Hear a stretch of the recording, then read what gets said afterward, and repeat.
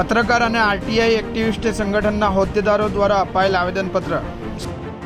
અમિત મહેતા, ઉર્વિસ લિંબાચિયા, પરેશ ખેર, અલ્તાફ પટેલ, મનોજ રાણા દ્વારા સુરત મહાનગરપાલિકાના કમિશનર સાહેબનો ચાર્જ હાલ સુરત શહેર કલેક્ટર સાહેબ પાસે હોવાથી અધિક કલેક્ટર સાહેબ શ્રી વિજય રબારી સાહેબને આજરોજ તારીખ 24/6/2024ના રોજ સાંજે 4 કલાકે આપેલ આવેદનપત્રમાં જણાવેલ કે સુરત શહેરમાં સેન્ટ્રલ ઝોન વિસ્તારમાં વોર્ડ નંબર 1 થી 12માં ખૂબ જ મોટા પ્રમાણમાં પાર્કિંગની સમસ્યા છે. તેના નિકાલ માટેના કડક નિયમોનું પાલન થાય તેમજ સેન્ટ્રલ ઝોન વિસ્તારમાં ઘણા બિલ્ડરો દ્વારા બનતા ગેરકાયદેસર બાંધકામો રોકવા અને 5 થી 6 માળ બનાવે ગ્રાઉન્ડ ફ્લોર પર દુકાનો બનાવે બિલ્ડરો પાર્કિંગની વ્યવસ્થા પૂરી ન પાડી પ્લાન વિરુદ્ધ બાંધકામ કરી સમગ્ર કોટ વિસ્તારમાં પાર્કિંગની સમસ્યામાં વધારો કરી રહ્યા છે. જ્યારે સેન્ટ્રલ ઝોનના અધિકારીઓ પણ આ વાતથી વાકેફ છે. સેન્ટ્રલ ઝોન વિસ્તારમાં ખૂબ જ મોટા પ્રમાણમાં નાની નાની સાંકડી ગલીઓ આવેલ છે. આ ગલીઓમાં ફાયરની ગાડી કે પછી ઇમરજન્સી 108 એમ્બ્યુલન્સ પણ જઈ શકે તેમ નથી. તેનું મુખ્ય કારણ ઘણા બિલ્ડરો છે.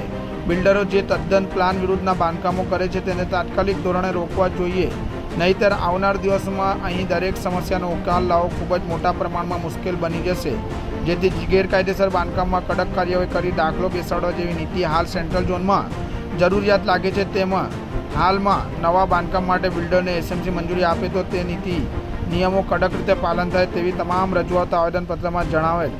પત્રકાર અને આરટીઆઈ એક્ટિવિસ્ટ સંગઠન